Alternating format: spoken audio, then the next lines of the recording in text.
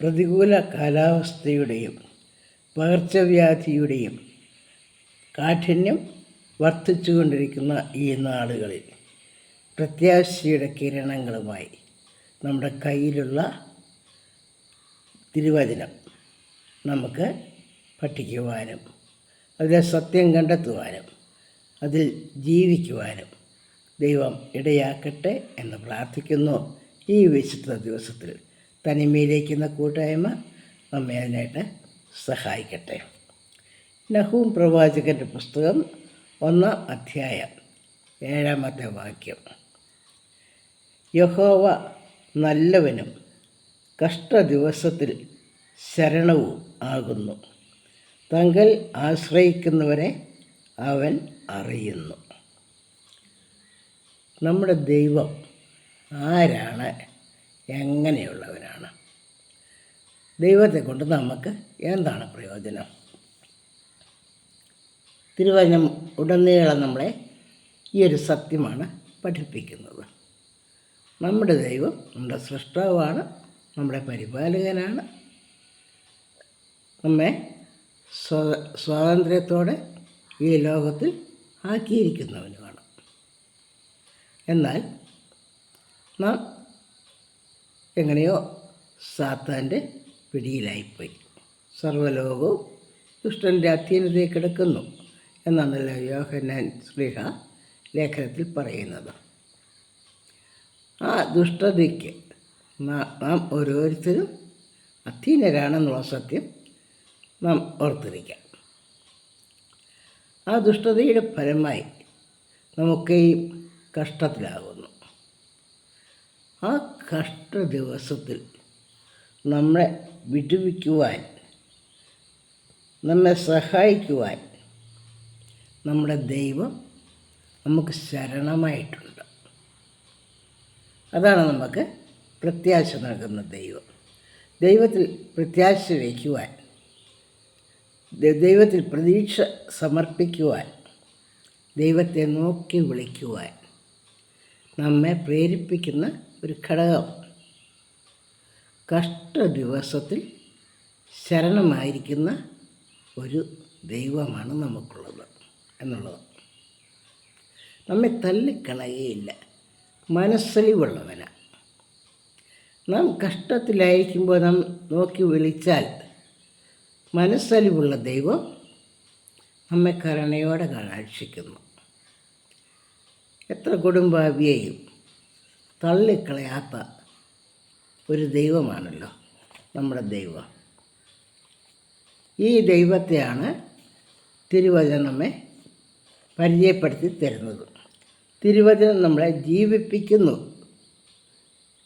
എന്ന് 119 സങ്കീർത്തനം നമ്മൾ പഠിക്കുന്നുണ്ട്. നമ്മളെ ജീവിപ്പിക്കുന്ന തിരുവചനത്തിനെ കൂടുതൽ കൂടുതൽ രുചിച്ചറിയുവാൻ നമ്മുടെ ഈ കഷ്ടതയുടെ നാളുകളിൽ നമുക്ക് ഇടയാകേണ്ടതിനായി ദൈവത്തിൻ്റെ കൃപയ്ക്കായി അപേക്ഷിക്കാം. നാം പ്രത്യാശയോടെ തിരുവചനം പഠിക്കുവാനായി നമുക്കൊരുങ്ങാം.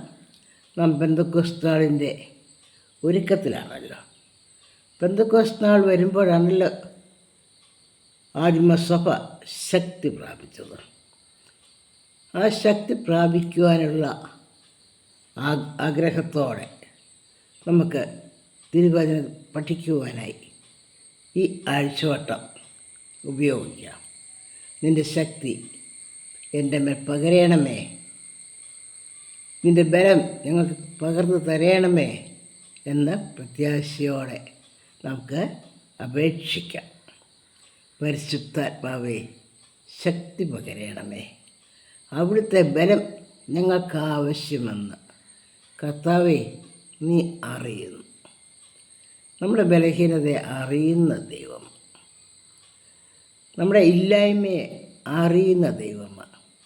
ദൈവം സകല അനുഗ്രഹങ്ങളും സമൃദ്ധിയായി നൽകുവാൻ സമ്പന്നനും മനസ്സുള്ളവനുമായ ദൈവമാണ്. അതുകൊണ്ട് പ്രതീക്ഷയോടെ പ്രത്യാശയോടെ നമുക്ക് ദൈവത്തിൽ ആശ്രയിക്കാം.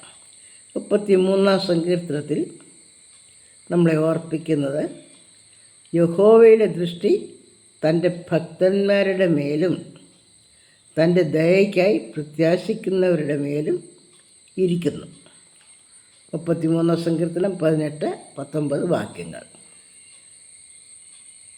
19 വാക്യം, അവരുടെ പ്രാണനെ മരണത്തിൽ നിന്ന് വിടുവിപ്പാനും ക്ഷാമത്തിൽ അവരെ ജീവനോടെ രക്ഷിപ്പാനും തന്നെ. യഹോവയുടെ ദൃഷ്ടി തൻ്റെ ഭക്തന്മാരുടെ മേൽ തൻ്റെ ദയയ്ക്കായി പ്രത്യാശിക്കുന്നവരുടെ മേൽ ഇരിക്കുന്നു. ദൈവത്തിൻ്റെ ദൃഷ്ടി തനിക്കായി കാത്തിരിക്കുന്നവരുടെ മേലുണ്ട്. അവരുടെ ജീവിതത്തിലും കഷ്ടതയുണ്ടാകും. അവരുടെ ജീവിതത്തിലും മരണതുല്യമായ അനുഭവങ്ങളുണ്ടാകും. അവയിൽ നിന്ന് അവരെ വിടുവിക്കാനും ക്ഷാമത്തിൽ അവരെ ജീവനോടെ രക്ഷിപ്പാനും തന്നെ. യഹോവയെ അന്വേഷിക്കുന്നവർക്ക് ഒരു നന്മയ്ക്കും കുറവില്ല.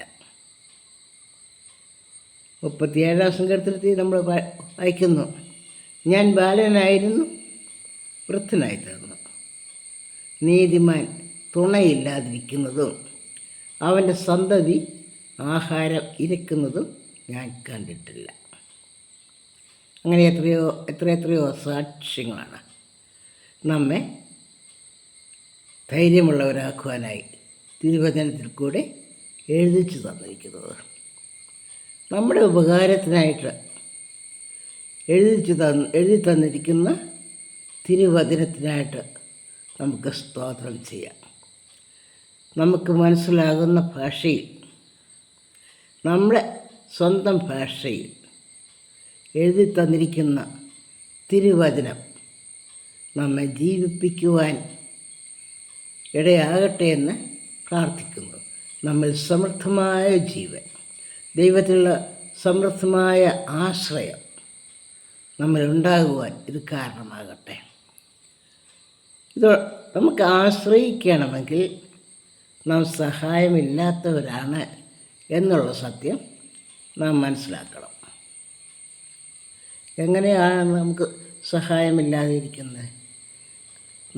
നമ്മുടെ കയ്യിൽ രക്ഷയ്ക്കുള്ള ഒരു പിടിവള്ളിയുമില്ല. നാം നടുക്കടലിൽ ആയിരിക്കുന്ന ഒരവസ്ഥ. ചുറ്റിലും നോക്കിയാൽ വിജനമായ സമുദ്രം. ആ സമുദ്രത്തിൽ നമ്മെ സഹായിക്കുവാൻ, നമുക്ക് ബലമേകുവാൻ ആരും ഇല്ല. ഭീകരമായ തിരമാലകളല്ലാതെ ഒന്നും ആ സമുദ്രത്തിൽ ഇല്ല.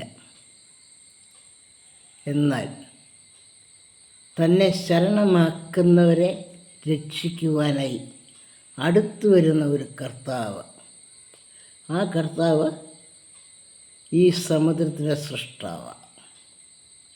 അവൻ കൽപ്പിച്ചാൽ സമുദ്രവും ഒതുങ്ങും, കാറ്റും ഒതുങ്ങും. അവനെ ശരണമാക്കിയാൽ നമുക്ക് രക്ഷയുണ്ട്. കർത്താവിൻ്റെ ശിഷ്യനായ പത്രോസിന് ഇങ്ങനെയൊരു അനുഭവമുണ്ടായതായി നാം വായിക്കുന്നുണ്ടല്ലോ. മത്തായിയുടെ സുവിശേഷം 14-ാം അധ്യായത്തിൽ നാം ഈ സംഭവം വായിക്കുന്നുണ്ട്. മത്തായി 14:22 മുതലുള്ള വാക്യങ്ങളിൽ നാം വായിക്കുന്നത് ഇങ്ങനെയാണ്. ഉടനെ യേശു താൻ പുരുഷാരത്തെ പറഞ്ഞയക്കുന്നതിനിടയിൽ ശിഷ്യന്മാർ പടകിൽ കയറി തനിക്ക് മുൻപായി അക്കരയ്ക്ക് പോകുവാൻ അവരെ നിർബന്ധിച്ചു. അവൻ പുരുഷാരത്തെ പറഞ്ഞയച്ചിട്ട് പ്രാർത്ഥിപ്പാൻ തനിയെ മലയിൽ കയറിപ്പോയി. വൈകുന്നേരമായപ്പോൾ ഏകനായി അവിടെ ഇരുന്നു. ശിഷ്യന്മാർ യേശുവിനെ കൂടാതെ പടകിൽ കയറി അവർ അക്കരയ്ക്ക് പോകാൻ യേശു അവരെ നിർബന്ധിക്കുകയാണ് ചെയ്യുന്നത്. യേശുവിൻ്റെ നിർബന്ധമനുസരിച്ച് ശിഷ്യന്മാർ പോയി. അവർ മനസ്സോടെ പോയെന്നല്ല പറയുന്നത്. യേശു നിർബന്ധിച്ചിട്ട് തനിക്ക് മുൻപായി 22-ാം വാക്യത്തിൽ അങ്ങനെയാണ് നമ്മൾ വായിക്കുന്നത്. ശിഷ്യന്മാർ പടകിൽ കയറി തനിക്ക് മുൻപായി അക്കരയ്ക്ക് പോകുവാൻ അവരെ നിർബന്ധിച്ചു. നമ്മുടെ ജീവിതത്തിലും യേശുവിനെ കൂടാതെ പോകുവാൻ നമുക്ക് ഉൾപ്രേരണ കിട്ടുന്ന പല അനുഭവങ്ങളുണ്ടാകും. യേശു നിർബന്ധിച്ചിട്ടാണ് ശിഷ്യന്മാർ പോയത്. നമ്മുടെ ജീവിതത്തിൽ പാളിച്ചകൾ വരുമ്പോൾ നാം തന്നെ നമ്മെ വിമർശിക്കും. നമ്മുടെ തന്നിഷ്ടമാണ്, അതുകൊണ്ടാണ് നമുക്ക് ഈ ശിക്ഷയുണ്ടായത് എന്ന് മറ്റുള്ളവരും നമ്മെ വിമർശിക്കും. കർത്താവിൻ്റെ കൽപ്പന അനുസരിച്ചില്ല, തന്നിഷ്ടത്തിന് പോയിട്ടല്ലേ. ഇവിടെ യേശു നിർബന്ധിച്ചിട്ടാണ് ശിഷ്യന്മാർ പടകിൽ കയറി അക്കരയ്ക്ക് പോയത്. എന്നിട്ട് എന്ത് സംഭവിച്ചു എന്നുള്ളതാണ് പിന്നീടുള്ള വാക്യത്തിൽ നമ്മൾ കാണുന്നത്. ശിഷ്യന്മാർ പോയപ്പോൾ യേശു പുരുഷാരത്തെ പറഞ്ഞയച്ചിട്ട് പ്രാർത്ഥിപ്പാൻ തനിയെ മലയിൽ കയറിപ്പോയി. തനിക്ക് മുൻപായി പോയ ശിഷ്യന്മാർ അപകടത്തിലേക്കാണ് പോകുന്നത് എന്ന് യേശു മുൻകൂട്ടി അറിഞ്ഞു. അതുകൊണ്ട് അവരെ എങ്ങനെ സമീപിക്കണം,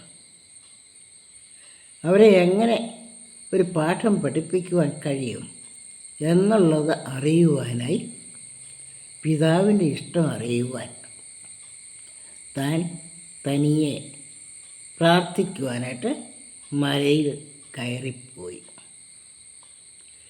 കർത്താവിൻ്റെ ജീവിതത്തിൽ ഈ പ്രാർത്ഥനാ ജീവിതം എത്രമാത്രം പ്രാധാന്യമുള്ളതാണ് എന്ന് നമുക്ക് കണ്ടുപഠിക്കാം.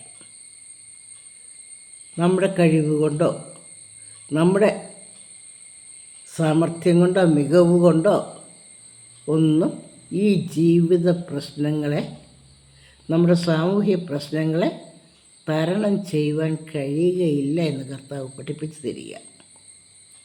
സ്വർഗസ്ഥനായ പിതാവിൽ നിന്നും, അല്ലെങ്കിൽ പ്രപഞ്ച സൃഷ്ടാവായ പിതാവിൽ നിന്നും ലഭിക്കുന്ന നിർദ്ദേശം അനുസരിച്ച് മാത്രമേ പ്രശ്നങ്ങളെ കൈകാര്യം ചെയ്യുവാനായിട്ട്, വിജയകരമായി കൈകാര്യം ചെയ്യുവാനായിട്ട് നമുക്ക് കഴിയുള്ളൂ എന്ന് കർത്താവ് പഠിപ്പിച്ചു തരിക.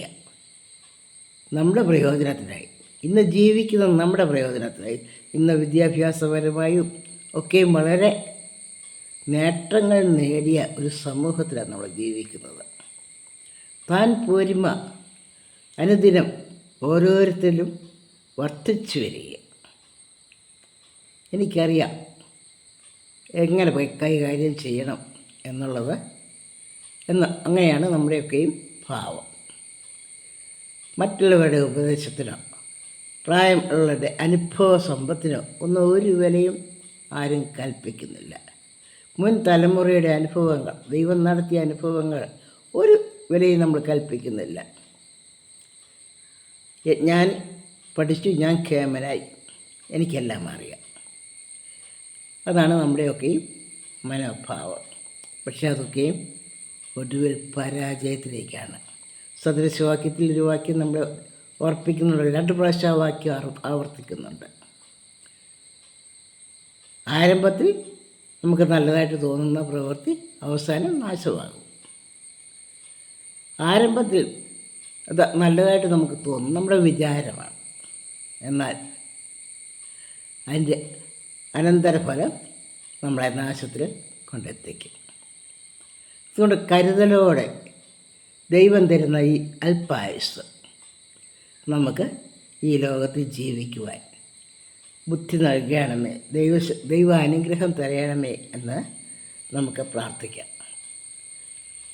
വീണ്ടും നമുക്ക് ബൈബിള് വായിക്കാം. വൈകുന്നേരമായപ്പോൾ ഏകനായി അവിടെ ഇരുന്നു. പടകോ കരവിട്ട് പല നാഴിക ദൂരത്തായി. കാറ്റ് പ്രതികൂലമാകൊണ്ട് തിരകളാൽ വലഞ്ഞിരുന്നു. ഏകനായി പിതാവായ ദൈവത്തിൻ്റെ അടുക്കിരിക്കുന്നു. പിതാവിൻ്റെ സ്നേഹവും വാത്സല്യവും അനുഗ്രഹങ്ങളും വേണ്ടുവോളം നുകർന്നു. അതേസമയം ശിഷ്യന്മാർ പോയ പടക് കരവിട്ട് പല നാഴിക ദൂരത്തായി. പ്രതികൂല കാറ്റുകൊണ്ട് തിരകളാൽ വലയുകയാണ് ചെയ്യുന്നത്. ശിഷ്യന്മാർ വലയുന്നത് കണ്ട ഉടനെ ആ കാറ്റിനെ ശ്വസിച്ച് മാറ്റുകയല്ലോ ചെയ്തത്. ആ കാറ്റിൽ കൂടെ കടന്നെങ്കിൽ മാത്രമേ ശിഷ്യന്മാർ ദൈവസ്നേഹവും ദൈവത്തിൻ്റെ കരുതലും പഠിക്കുകയുള്ളൂ. അനന്തര തലമുറയ്ക്ക്, വരും തലമുറയ്ക്ക് ദൈവിക സംരക്ഷണത്തിൻ്റെ ഒരു പാഠമായി തീരുകയുള്ളൂ എന്നുള്ളത് കർത്താവിന് അറിയാമായിരുന്നു.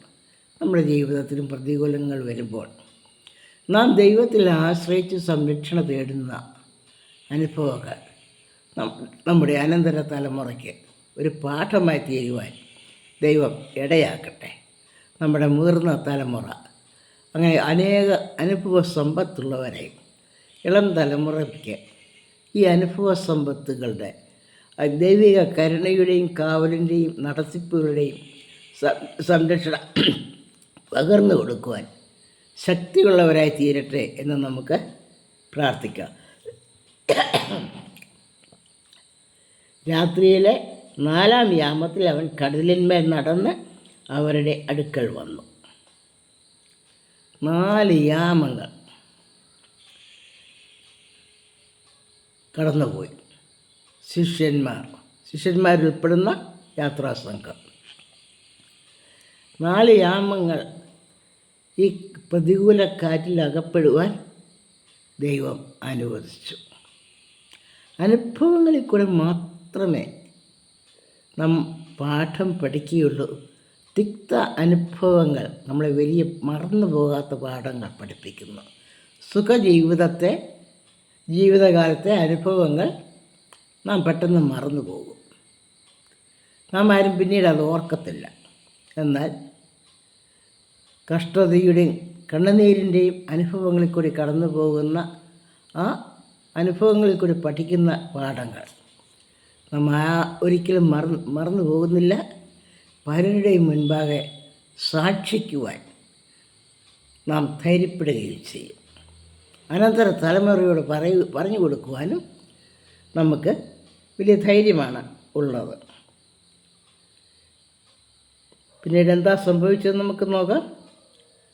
26-ാം വാക്യത്തിൽ അവൻ കടലിന്മേൽ നടക്കുന്നത് കണ്ടിട്ട് ശിഷ്യന്മാർ ഭ്രമിച്ചു.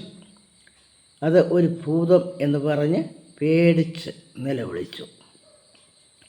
ഉടനെ യേശു അവരോട് ധൈര്യപ്പെടുകയും ഞാനാകുന്നു, പേടിക്കേണ്ട എന്ന് പറഞ്ഞു. അപ്പോൾ യേശു അവിടെ തന്നെ വെളിപ്പെടുത്തിയ കഷ്ടങ്ങളുടെ മധ്യത്തിലാണ് ദൈവം നമുക്ക് തന്നെ വെളിപ്പെടുത്തി തരുന്നത് എന്ന് നമുക്ക് ഓർക്കാം. അതുകൊണ്ടാണ് കഷ്ടതയെ ആഗ്രഹിച്ച ഭക്തന്മാർ നമ്മുടെ മുൻപുണ്ടായിരുന്ന കാലത്ത് കഷ്ടതയെ ആഗ്രഹിച്ചു ഭക്തന്മാർ. കഷ്ടതകൾ ദൈവമേ എൻ അവകാശം തന്നെയല്ലോ, വിശ്വസിപ്പാൻ മാത്രമല്ല നൽവരം, കഷ്ടതകൾ സഹിപ്പാനും പ്രാപ്തിത എന്ന് പാടിയ ഭക്തന്മാർ നമ്മുടെ നാട്ടിലുണ്ടായിരുന്നല്ലോ.